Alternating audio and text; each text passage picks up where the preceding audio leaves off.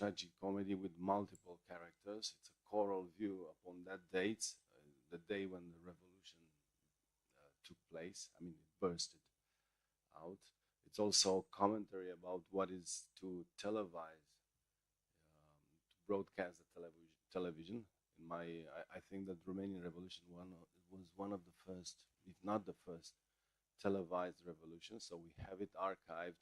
If you want, we are pretty lucky. So I was interested in that, in how we see history archived after 35 years. So it's in another key. It's more, let's say, I wouldn't say more disrespectful, but it's in a bit with a comical look, because now we know that it's a happy ending. Let's say we know that the regime ended in that day.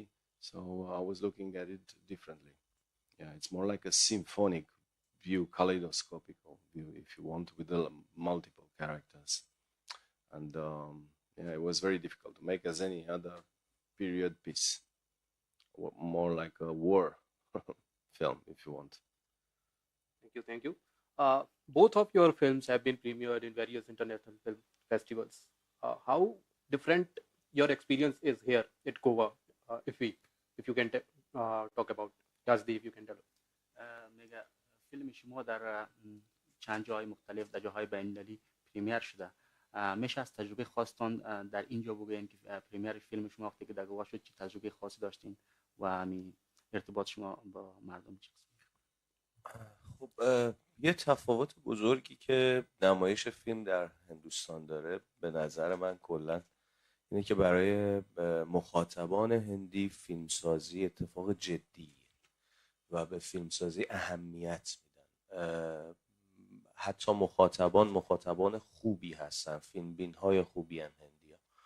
و زمانی که فیلم رو میبینن با هیجان احساساتشون رو با فیلمساز در میون میذارن. این تجربه رو من در بوسان هم داشتم. مخاطبان هندی که برای فیلم من اومده بودن خیلی خالصانه و صادقانه تجربه دیدن فیلم رو با فیلمساز در میون میذاشتن و برای خود من نمایش در هند جذاب بود به خاطر اون ارتباطی که با مخاطب گرفتم.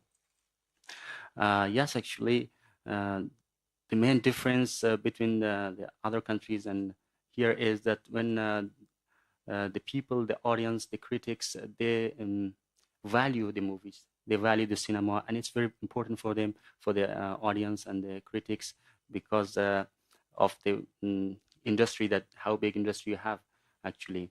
And I have the same experience in Busan also, but the difference is that in India there is a you can say an excitement for the movie, an excitement for the cinema that people, the audience have, and so it causes that they connect a very strong connection with the movie, and you can feel it, the excitement, the enthusiasm in their eyes, and it's very interesting. And I was very interested in the relation between this movie and the audience, and yeah, thank you. That was great.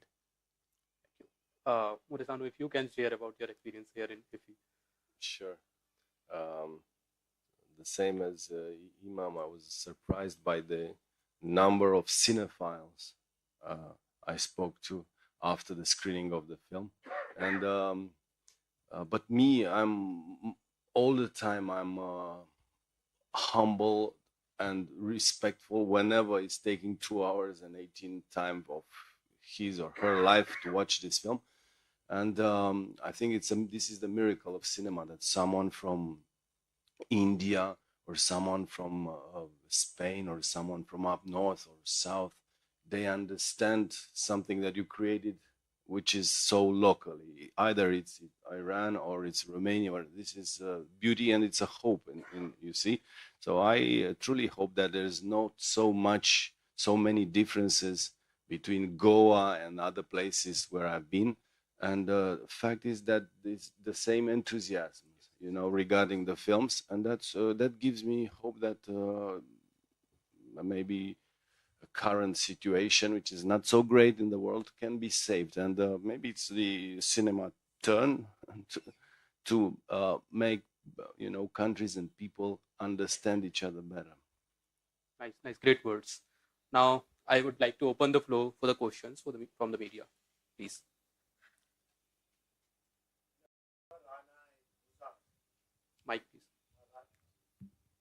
I saw for Rana and Busan. I was wondering, I mean, why did you take the thriller format? I mean, I can understand the thing, like, but I felt it could have been more subdued in true Iranian style rather than taking this. Of course, the family values and the organ heart transplant thing is there. So I felt, I mean, it was a little too over dramatic in that sense. You It mean could have been, you mean the movie was too dramatic? yes, I mean, and also a little thrillerish in that sense. He's a bike driver, I mean, death rider. So I was wondering how it correlated in that sense. It's basically a conflict between the sister and the brother. If you look at it, Conflict between sister and brother. yeah, about the family property and this one. But so in that sense, I was wondering what made him choose the thriller format. Actually, the movie was based on the father and the daughter, right? And you're saying that why it was the focus was on the sister and brother, something. Father, daughter, and then there was a brother and son and wife. اوکی اینا میگن من فیلم تو بوسان دیدم و نمیدونم که چرا تمرکزی مثلا شما مثلی زیادتر سر خواهر و برادر بود، مثلا اصلی فوکس سر خواهر و برادر بود اونا مثلا و داستانی آخریش که مثلا آقای عارف برای خودکشی میره. در مورد یک نظر اگه میشه بتونی که چی باید شد که مثلا راجع به خواهر و برادر نمیدونم کدوم بخشش رو اشاره میکنن، چون تمرکز روی خواهر و برادر نداره. تمرکز فیلم راجع به دختر بچه است که همه براش قرار فداکاری بکنن. یعنی از اسم فیلم مشخصه، برای رعنا، تمام اتفاقاتی که پیرامون رعنا میفته. و یکی دیگه از نکاتی که در این فیلم به نظرم مشخصه و تمرکز من روش بوده اینه که جامعه میتواند یک انسانی که عاشقانه به خانوادهش وابسته است رو مثل عارف دوچار اتفاقاتی بکنه که حرکات غیر قابل باوری رو رقم بزنه برای اثبات علاقش، برای اثبات صداقتش و برای نجات دادن خانوادهش.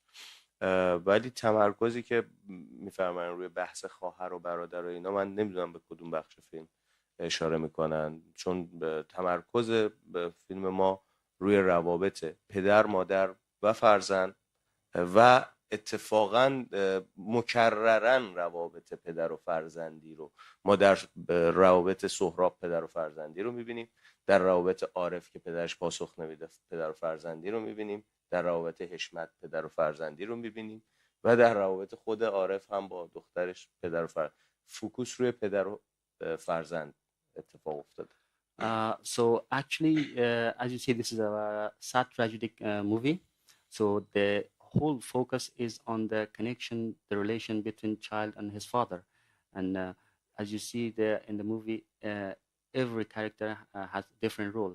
As you refer to the connection between the brother and sister, they also plays a significant role in that movie. And also there's another connection between the dead father who's supposed to donate the heart between his son. And also there's a connection between the daughter and the father-in-law for the Arif. And the main point is the Arif for his child. So it actually determines that what society can affect the people. For example, they have a simple life. They were a simple family. They had a simple life. But when you're in a problem, in a deep situation, what society can affect, what they change you. They change the perspective, the view that you have towards the future. Arif was a good man, a very simple. He had a very simple life, but at the end, you see, that's the story. That's what it tells. At the end, he decided to sacrifice himself for the society, for his child. He wants to die for her. So that's the whole point. Every character, every personality plays a significant role in that part, and that we calculate them all, and the main focus becomes on the Arif and his child. I hope you get the answer. Good morning.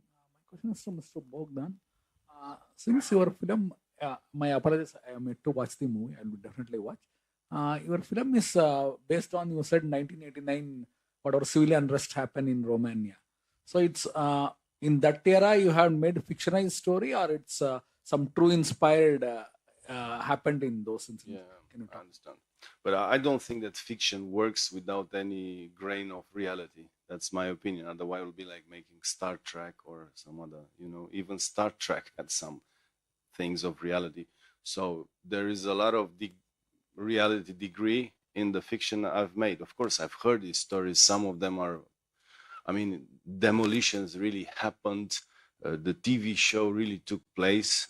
So it's based on, it's called The New Year That Never Came, because um, one of the stories and like a backbone of the film is about a TV show that was supposed to praise Ceausescu, and it was shot, and they shot it.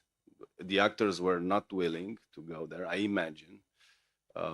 Some of them were paid, and anyways. But the funny or ironic of it is what that was shot but never broadcasted, because by the Christmas time he was already shot and dead. You see, so I was I saw the real images of this TV show, and I was immediately interested by the irony of history. It was that this was like a time capsule. In the reality, this show was filmed in November, just when the Berlin Wall was falling. That was, to me, even more telling in terms of irony. So I was, yeah, and there's a lot of other things. So I usually played with archives and reality and things I know and fictionalized them. Yes, of course. Radan, when you try to deal with this history where it required this civilian unrest situation and recreate, how much as a filmmaker you will get freedom of expression from the government or any related to political affiliations? Because we No, yeah, understood. Um, no, in Romania, actually, we don't have any censorship after 35 years. There's no such a thing. Not at all. The government is not, I mean, that would be like monstrous. Probably it will be protests. And they try to, but there will be a lot of protests. So cinema is actually free to say, we are free to say whatever we want. But there is a censorship in a way. I'll tell you which one. It's capitalism. But that's, I mean, you have to be cunning enough, sly enough to be also interested in interesting for the festivals, for art house, and maybe for the public, and this is what I tried to make with this film. It's sort of a crossover, and so far I succeeded. Yes, I succeeded because it was #1 in box office in Romania, beating, fighting the superhero American films. So the communist film, was fighting against Deadpool and some other, yeah. Yeah, yesterday night I watched your film, and the black comedy really works well, and even your cinematographic, that entire visual play does well. But like now, even I was about to ask about the censorship, which you answered. One other, like now, based on what you have said about you need to cater to the film festival thing, don't you think it dilutes? That's the problem I find with most of the Indian films.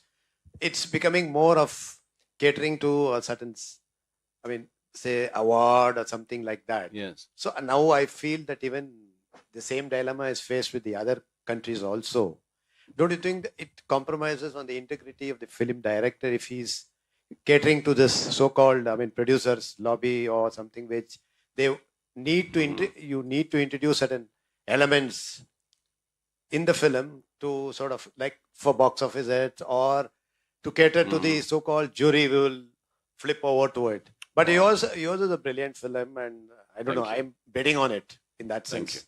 But you presume now that there is a sort of a conspiracy of festivals, and they also presume in Romania that juries, they want that, festivals, they want that, and they want drama, they want tears, and we have to tick the boxes. I actually know a guy in Romania who was ticking all the possible boxes, really. He thought, if I want to go to Cannes, my film should be like that. He studied all the films. It should be about that. And he made it like a recipe, like cooking something. And guess what? He never got anywhere. because to my knowledge, I mean, it's from my experience at least, you can't say that the jury is looking for that, or that's a mistake, and probably the I don't know, people just looking for success and not honest. They probably, I'm saying, they try to yeah, to sneak in, let's say, in the festival yards. Yeah, it's true that, of course, maybe there is a sort of a agenda, let's say, but I don't think it's hidden. Maybe, yeah, cinema was concerned with a lot of political stuff or social stuff, let's say, recently. And but for instance, the film I've made is a tragic comedy, as I said. On on paper, it shouldn't work. You see, I mean, it's not anything. There's not any agenda. There's not any political correctness about it or whatever. It's also a bit funny, but it worked. So I'm confident that it's not any conspiracy. And but of course, I think also there is maybe a mistake, or maybe, I don't know, a tendency it was that the art house films, they disrespected the audience, and this yes, and that's an issue. I mean, it seems like two separate worlds, you see, which, if you come to think, it was not the case, for instance, in the 60s, and even in the 70s. I mean, there were like huge Italian blockbusters that were art house, I mean, beautiful art film, and also, all over the world, for crowd pleasers, La Dolce Vita and any other, so many other beautiful films. So I think it's possible, and this is what I try to make this film with this film. Yes. We are running short of time. Excuse me. Yes. We are running a little short of time, so no further questions, please. I thank everyone who is present here, especially the director of both the films. I wish you all the best for your film for the future also.